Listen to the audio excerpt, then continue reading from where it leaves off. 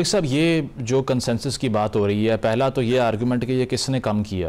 ख्वाजा आसिफ साहब ने एक पॉइंट पर यह भी कहा कि बाजवा साहब को, फैज़ साहब को असम्बली पे के फ्लोर पे बुला के सवाल होना चाहिए, तो कौन नहीं कर रहा था ये सवाल। और दूसरी चीज़ ये है कि अब आकर काउंसिल ऑफ कॉमन इंटरेस्ट का इजलास नहीं होता, नेशनल सिक्योरिटी कमेटी का एक इजलास नहीं होता, जबकि हज़ार पाकिस्तानियों की जान चली जाती है।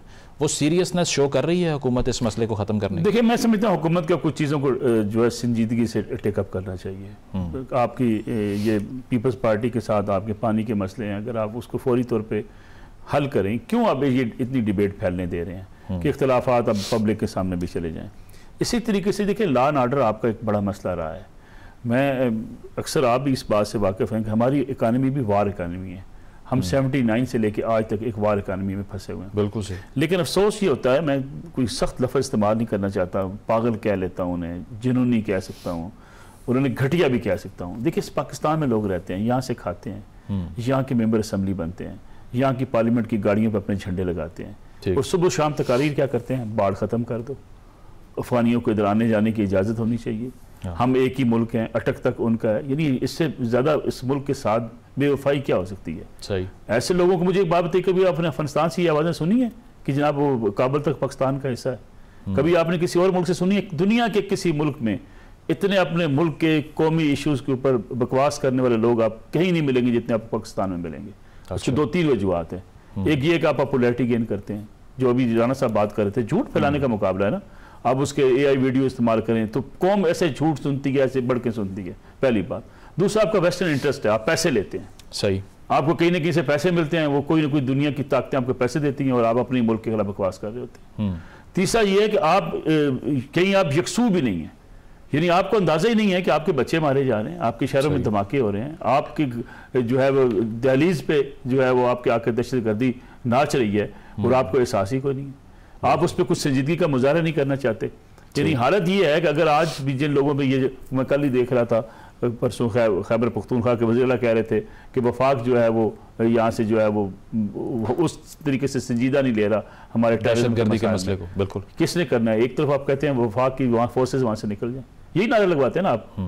यानी वहाँ आप नारे लगवाते हैं कि वहाँ पे फौज मौजूद ना हो, फौज को निकालना है, 2 दिन के बाद अली मीन गंडापुर साहब को ना पकड़ के लोग घसीट रहे होंगे। अच्छा। यानी हालत यह है कि लॉ एंड ऑर्डर को मेंटेन करने के लिए आप ना आपने पुलिस सही ठीक की है, ना आपने CTD बनाई है, ना आपने टेररिज्म का मुकाबला करने के लिए कोई अपना इंफ्रास्ट्रक्चर मजबूत किया है, ना इंसदाद दहशतगर्दी की आपने अदालतें बनाई हैं, और किया आपने स्वयं बढ़ के मारने के। असल में मसला ये है कि आपको इस चीज़ का एहसास ही नहीं है।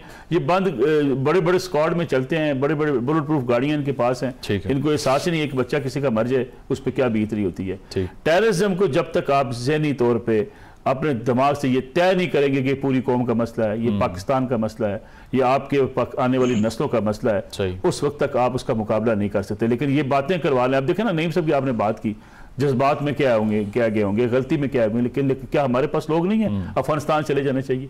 वो भैया, तुम कौन सी फ्रेंचाइजें लेने के लिए हर वक्त तैयार बैठे होते हो? एक बोको हराम दुनिया में पैदा हुआ था, यहाँ से कुछ लोग बोको हराम की हमायत में खड़े हो गए थे। इससे ज्यादा जहालत क्या हो सकती है? बिल्कुल। और नहीं, इसके अलावा आज BLA की तरफ से भी जाफर एक्सप्रेस पर हमला किया गया, TTP के भी जो वेस्टर्न इंटरेस्ट है आपके। सही। यानी आप अंदाजा करें ना, यही बलूचिस्तान के गरीब आवाम के लिए किसने काम नहीं किया? हुकूमत क्या पंजाब से जाके लोगों ने की है? सही। जफरुल्लाह जमाली साहब वहाँ से वज़ीर आला थे, अख्तर मैंगल साहब वहाँ पे थे, ये सारे जितने सरफराज बुगटी साहब वहाँ के वज़ीर आला हैं, ये सारे बलूचिस्तान के अपने रहनुमा हैं जी। अगर वहाँ तरक्की फर्ज करनी हुई, अगर आपको एतराज़ है कि वहाँ स्कूल नहीं बने, किसने नहीं बनने दिया? अब स्कूल उड़ा दिया करते थे। ये आप अंदाजा करें, आप ट्रांसमिशन लाइन, आपको याद होगा मुशर्रफ साहब के ज़माने में, राना साहब को बखूबी पता है, आप ट्रांसमिशन लाइन उड़ा दिया करते थे, आप गैस पाइपलाइन उड़ा दिया करते थे। यानी आप मुल्क के खजाने को अरबों खरबों का नुकसान पहुंचाते थे। आप हकूक की, कौन से हकूक की आप बात करते हैं? आपको पंजाब यूनिवर्सिटी में दाखिले दिए गए, आपको पूरे पंजाब में आपके बच्चों को दाखिले देने की कोशिश की गई। बलूचिस्तान हमारा है, मैं भी बलोची हूँ, आप भी बलोची हैं, हम पंजाबी भी हैं, हम सिंधी भी हैं। सवाल ये पैदा होता है, ये तफरीक कौन पैदा कर रहा है? जिनको बाहर बिठा के, जिनके रोल्स रॉयस गाड़ियों में और मर्सिडीज में जो स्विट्जरलैंड की और लंदन की सड़कों में घूमते हैं, उनसे पूछें ये पैसे कहाँ से आते हैं? सही, ठीक है, बिल्कुल। ये जो राना साहब बात कर रहे हैं, नसरुल्लाह मलिक साहब भी, कि ये जो बाहर बैठकर सोशल मीडिया के ऊपर प्रोपेगेंडा होता है, ये शायद एक बहुत बड़ा चैलेंज बन चुका है। इस पर राना साहब, टूवर्ड्स दी एंड जो तहरीक चलाने की बात हो रही है, जमात इस्लामी भी कह रही है ईद के बाद तहरीक चलेगी, और JUI से के वफ्द से PTI के वफ्द की मुलाकात होती है कल रात लॉजेस में, तो बताया यही गया कि मौलाना साहब से मुशावरत करके जवाब दिया जाएगा। ये मुशावरत अब किन लाइंस पे होगी? आपकी खबर क्या है कि अब JUI कन्विंस्ड है कि इसी कैंप का हिस्सा बनना है, या हुकूमत ने अट्रैक्ट कर लिया अपने कैंप में उनको? देखिए, खबर तो ये भी है ना कि आज जब बडियाला जेल में अलीमा खान साहिबा गई हैं और वापस आ रही थी तो नईम पैदर पंजोथा और बाकी वकील अंदर जा रहे थे। ठीक। तो उन्होंने तो उसकी ऐसी की तैसी फेर के रख दी। नईम पंजोथा का पूछा कि तुम किससे मिलते हो? उसने कहा आप मुझे बताएं। तलखी हुई आपस में। अच्छा। उसको खींच के साइड पे ले गए।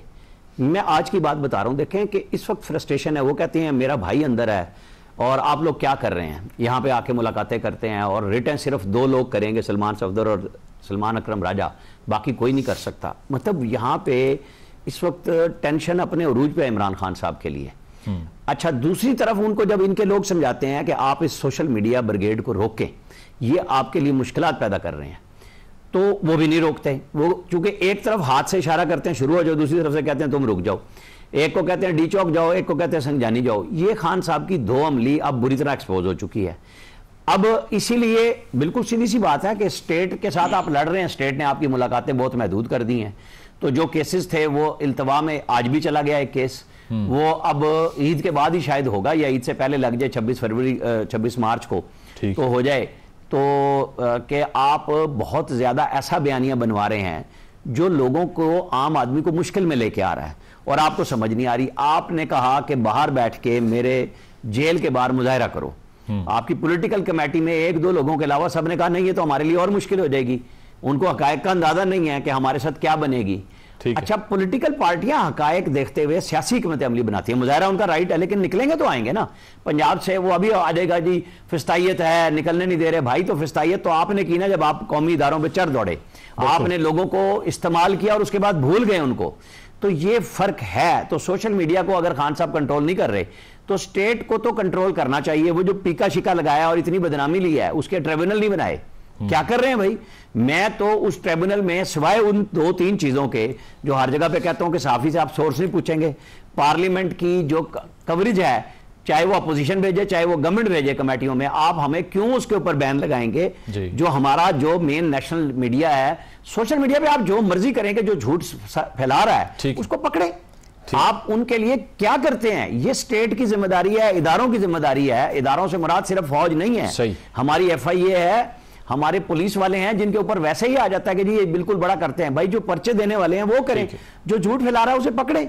सही। तो कौन आपको कहेगा कि झूठ फैलाने वाले को आप ना पकड़ें? बिल्कुल। इस कानून साजी पे जिस तरह आपने कहा कि इतनी बदनामी मोल ले ली, लेकिन इस पे भी आपको इम्प्लीमेंटेशन दिखाई नहीं दे रही। बहुत शुक्रिया आमिर ज़िया साहब, आमिर इलियास राना साहब, नसरुल्लाह मलिक साहब मौजूद थे। एक ब्रेक करते हैं, ब्रेक के बाद वापस आएंगे। Stay with us.